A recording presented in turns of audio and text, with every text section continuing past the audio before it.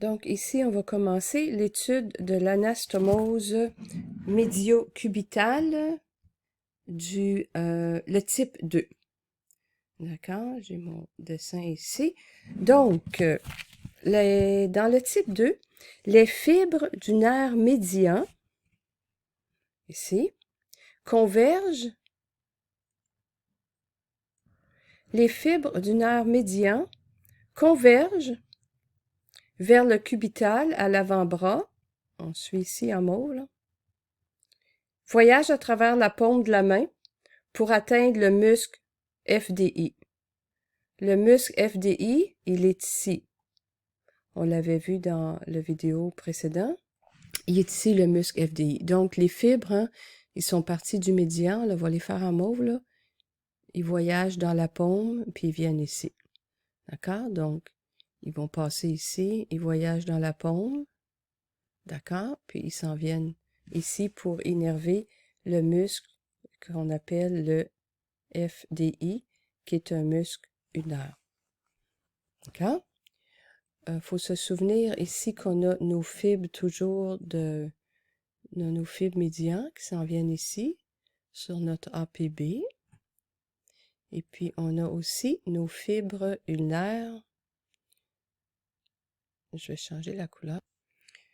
Bon, j'ai refait mon médian ici. Donc, j'ai mes fibres du médian qui s'en vont dans mon APB. J'ai mes fibres de l'ulnaire qui s'en vont dans mon ADM, le FDI. Et puis, on a aussi le flexeur pollicis brevis, hein, ici, là, nos deux muscles. D'accord? Mon FDI est ici. Donc, ça, c'est l'anastomose qui est en mauve. D'accord? Alors, qu'est-ce que ça nous dit ici?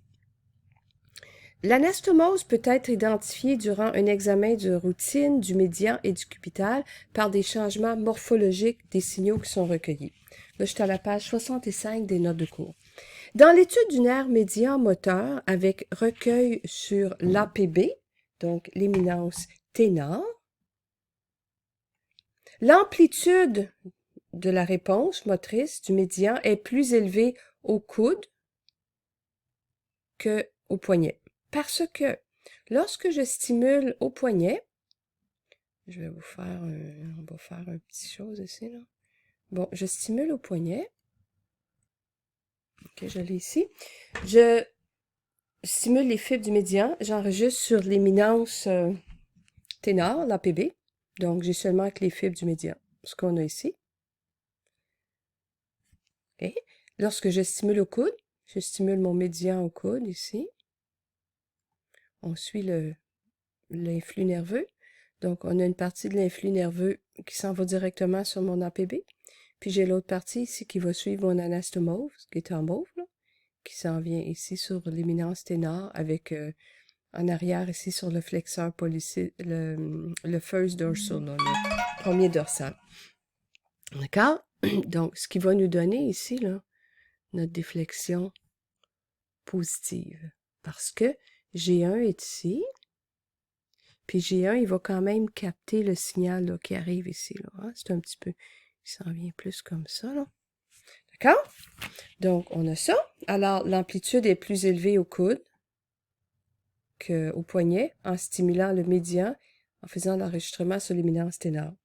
Dans l'étude motrice du nerf ulnaire, avec le nerf ulnaire, avec recueil sur l'ADM, donc sur son muscle, l'amplitude au poignet va être plus petite que l'amplitude au coude. Encore là, parce que quand je stimule au poignet, je stimule le nerf ulnaire. Sur l'ADM, je ne fais qu'enregistrer l'ADM. D'accord? Puis quand j'arrive ma stimulation au coude, bien, je me trouve à avoir une co-stimulation ici à cause de la proximité. Mais il est moins évident avec le type 2 qu'avec le type 1. Puis l'enregistrement du muscle FDI qu'on a ici, avec stimulation du nerf médian au coude et au poignet, va nous donner des différences. C'est sûr hein, que si je stimule mon médian ici, et puis que j'enregistre sur le FDI, il n'y a pas vraiment de connexion. Mais si je stimule mon médian au coude, ben là, on a une partie qui s'en va ici sur le FDI, puis on peut aller directement l'enregistrer. D'accord? Faites les graphiques, analysez-le bien comme il faut, là. Sur cette page ici, à la page 65 là, de vos notes de cours, on voit très bien le type 2, l'anastomose de type 2. Avec, ici, on a l'air médian, puis on fait les enregistrements, le médian et lunaire, puis on fait l'enregistrement sur le FDI. D'accord? Donc ici, on a notre nerf médian, une stimulation au poignet avec enregistrement sur le FDI. Alors, il n'y a pas de connexion directe, donc il n'y a pas d'onde. Ensuite, ici, on a le médian, stimulation au coude, enregistrement sur le FDI. Donc, on a une réponse, hein? Puis si on se souvient bien, là, il est sur la page ici. C'est ici, là, hein? On a le nerf médian. Là, on stimule. Puis si on fait un enregistrement sur le FDI, ben, on voit très clair, là, on a la connexion, hein? D'accord? On l'a ici. Ensuite, le A3 et A4, nos réponses ici, c'est le nerf ulnaire avec stimulation au poignet et stimulation au coude. Donc, ulnaire au poignet, c'est-à-dire au poignet, et puis ulnaire ici au coude. D'accord? Avec enregistrement sur le FDI. Donc, on a une réponse ici. Parce que le trolinaire ici, là, il est connecté hein, directement sur le FDI. Si on le faisait probablement à l'aisselle, on aurait probablement une plus grosse réponse à cause d'une co-stimulation. Puis la petite, si vous regardez ici, là, il y a une petite déflexion positive. Là. La déflexion positive, quand on enregistre sur le FDI, c'est assez fréquent parce que c'est un muscle qui, dans quelque part ici, là, c'est difficile de trouver le point moteur. D'accord? Fait que c'est pour ça qu'on a souvent une déflexion positive. Donc, ça, c'est pour notre type 2. Encore là, en résumé, on a au poignet le médian, stimulation médian au poignet. On a une réponse médian normale en enregistrement sur l'éminence ténor. Et puis au coude, on va avoir une déflexion positive parce que, à cause de notre anastomose, d'accord? Et puis si on fait un enregistrement sur le FDI, puis qu'on fait une stimulation du médian au coude, suivez le trajet. Toujours, faites-vous des graphiques, puis suivez le trajet d'une heure, on va avoir une réponse. Donc, ça va pour cette partie-là. On va attaquer maintenant le type 3. Bon, ici, vous allez prendre le temps là, de dessiner. J'ai mis mon nerf médian qui est en rose ici. Mon nerf ulnaire qui est en bleu et qui s'en va sur mon ADM, sur mon FDI, sur mon FPB et mon ADP. Hein. L'adducteur du pouce, c'est ici, là, l'ADP. Et puis, l'anastomose quitte le nerf médian, il est en jaune-orange, pour se rattacher au médian, quitte le nerf médian pour se rattacher au nerf innervant l'adducteur du pouce et ténérien. Donc, il y a une anastomose ici en jaune-orange qui s'en vient innerver l'adducteur du pouce, l'ADP. D'accord? Puis je l'ai fait ici, là. Vous avez le médian en rose qui innerve, ici c'est pas l'ADM, là, je me suis trompée, c'est l'APB ici, un instant, là. OK, c'est ici, là. Donc, en rose, ici, c'est l'APB. Je me suis trompée, là, tantôt. Bon, on va essayer de le réécrire. En rose, ici, là. Voilà. L'APB,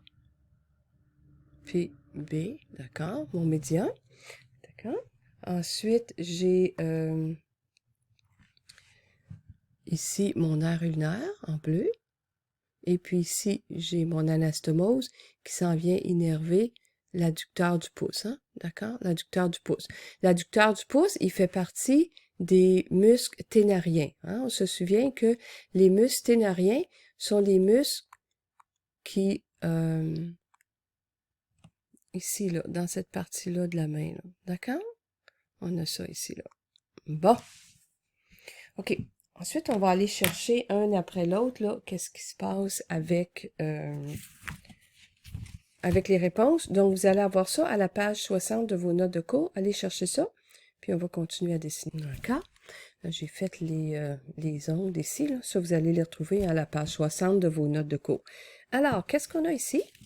Donc, on fait une stimulation du médian. Donc, nos notes de cours, ils nous disent l'amplitude du CIMAP au poignet pour le médian est plus petite au coude, c'est-à-dire au poignet est plus petite qu'au coude avec une latence distale prolongée. Donc, si je fais une stimulation du médian ici, j'enregistre sur mon éminence ténor, au poignet, j'ai ma réponse médian. Puis encore là, lorsque je fais ma stimulation au coude, ici, de mon nerf médian, bien, je vais me retrouver avec mon nerf médian ici, là. Donc, je me trouve à avoir double réponse. Hein? J'ai celle du médian, j'ai celle de ma branche ici qui s'en va dans l'ADP, qui fait partie de mon éminence ténor. Donc, je vais avoir une latence prolongée, je vais avoir ici une déflexion positive. Je peux même, dans certains cas, on peut même avoir une réponse complètement dédoublée, là, mais ça serait plus dédoublé que ça encore, là. Vous l'avez à la page 67, vos notes de cours. Ça pourrait être une réponse là, qui a l'air de tout ça. Là. OK, parce que vous avez la réponse du médian, puis vous avez une réponse du ADP. D'accord? Ensuite, si je fais médian avec enregistrement sur le FDI puis, ou sur l'ADM, on n'a rien, on n'a pas de réponse. Ensuite, on va aller à l'ulnaire. Lorsque je fais l'ulnaire ici, donc le CIMAP de l'ulnaire au poignet peut parfois être plus élevé que celle du coude. D'accord? Parce que quand je stimule au poignet ici, là, je peux avoir une co-stimulation. Hein? Donc, j'ai une branche ici, là. Je dois avoir une branche qui s'en vient comme ça. Donc, ça peut être un petit peu plus élevé. Sur l'éminence ténor, oui, c'est ça. D'accord? Parce que je stimule mon ulnaire avec mon enregistrement sur le ténor. Donc, je stimule ici. On devrait avoir une petite déflexion aussi positive. D'accord? Parce que mon enregistrement ici, là, sur l'éminence ténor, je vais capter les deux. Puis quand je le fais au niveau du coude, soit qu'il n'y a rien, ou bien qu'on ait une petite réponse, parce que à cause de la co-stimulation ici. D'accord? Et puis, sur le FDI, ben, on va avoir une réponse. Hein, donc, on stimule notre ulnaire ici, au poignet et au coude. On fait un enregistrement sur le FDI, hein, qui est ici. Là. Donc, notre ulnaire est connecté ici. Donc, on va avoir des réponses, c'est bien sûr. Et puis, si on le fait à l'hypoténor, bon, on va avoir une réponse ordinaire à l'hypoténor. D'accord? Donc, ça, c'est pour le type 3. Il y a le type 3 est plus rare. On l'a ici, là, à la page 67. Hein? L'amplitude du CIMAP médian au poignet est plus petite qu'au coude, avec une latence prolongée. Les deux signaux peuvent avoir une apparence dispersée, oui, à cause des croisements des fibres. La latence prolongée et la morphologie du médian, de la réponse du médian, de la stimulation au coude, c'est ça, c'est dû au croisement des fibres hein, du flexeur pollicis brevis puis de l'adducteur hein, du pouce. Ensuite, l'amplitude du CIMAP du nerf cubital au poignet peut parfois être plus élevée que l'amplitude au coude. Peut parfois. Mais ce qui va vraiment nous renseigner, ça va être l'aspect dispersé. D'accord? Quand on le fait ici au poignet avec enregistrement sur APB, on a quand même une réponse claire. Mais quand on stimule au coude, hein, on peut avoir ça ici. On peut avoir une réponse qui va avoir l'air de ça. Ben là, c'est exagéré un peu, là. D'accord? Ça, c'est pour le type 3. Il est plus rare.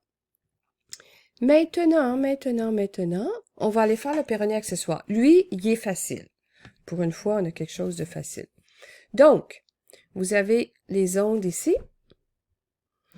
On a enregistrement sur l'EDB, stimulation à la cheville. Je vais essayer de vous le dessiner mieux ici, là. Donc, ici, on a avec stimulation à la cheville. Ici, sous la taille du péroné, là, je vais écrire below fibular head. Puis ici, c'est en arrière de la malléole. OK? En arrière de la malléole externe. On va aller voir qu'est-ce que ça donne sur notre jambe ici. Donc, on va faire notre péroné accessoire. L'autre type d'innervation non conventionnelle se situe au niveau du nerf fibulaire ou le nerf péroné. On le nomme le fibulaire accessoire ou le accessory peroneal nerve. Les fibres du nerf fibulaire, donc notre nerf péroné, prennent un chemin modifié pour se rendre à l'extenseur digitorum brevis, ici, au pied. Donc, lorsqu'on fait un enregistrement du nerf péroné moteur, on va aller enregistrer ici sur notre nerf extenseur digitorum brevis. J'ai un sur le muscle, j'ai deux sur un point isoélectrique. Donc, et puis, les fibres du nerf péroné commun, ils vont aboutir sur ce muscle-là. Dans la présence d'un nerf fibulaire accessoire, lorsqu'on le soupçonne, on va le trouver avec l'étude de conduction nerveuse. Donc, on va faire une stimulation ici au niveau de la cheville, S1. D'accord, j'ai S1 ici, là. On fait la stimulation au niveau de la cheville, puis on a une réponse ici, S1. D'accord, disons qu'on a une amplitude, par exemple, de 5 millivolts, right? On fait la stimulation ici en arrière de la taille du péroné, en arrière et dessous, S2. On a S2 ici. On se trouve avoir une amplitude, on va dire, de 7 millivolts. Donc, notre amplitude est augmentée. Première chose à faire, c'est d'aller vérifier qu'à S1, on est bien supramaximal. S'assurer qu'on ait stimulé assez fort pour stimuler toutes les fibres, pour les dépolariser. Donc, on a vérifié, notre stimulation S2 est bien faite, S1 est supramaximal. On peut soupçonner un péroné accessoire parce que c'est impossible que l'onde à S2 soit plus grande que l'onde à S1.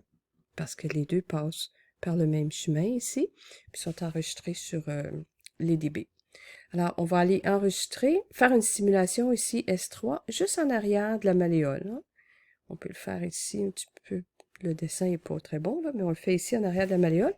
Oups! Puis on trouve avoir une réponse. Si on fait la différence de S2 moins S1, on devrait trouver la différence ici qui nous manque. OK? Celui-là, il est tout simple. Vous avez un exemple sur la page ici. Là. Lui, ce qui est important, c'est de bien vérifier que S1, on a fait la stimulation à S1, qu'on a fait une stimulation maximale. D'accord? Donc, on récapitule. Les anastomoses, il y en a 3 types. 1, 2, 3. Ici, on a les cheminements des nerfs, là, les parcours normaux. Le type 1, l'anastomose va rejoindre le nerf ulnaire sur l'ADM. Dans le type 2, il va rejoindre le premier interosseux dorsal, le FDI. Puis dans le troisième type, il s'en va rejoindre le flexeur pollicis brevis et l'adducteur pollicis. Donc, n'oubliez pas de faire vos dessins, raisonnez le parcours des nerfs et puis faites des bonnes révisions. À la prochaine.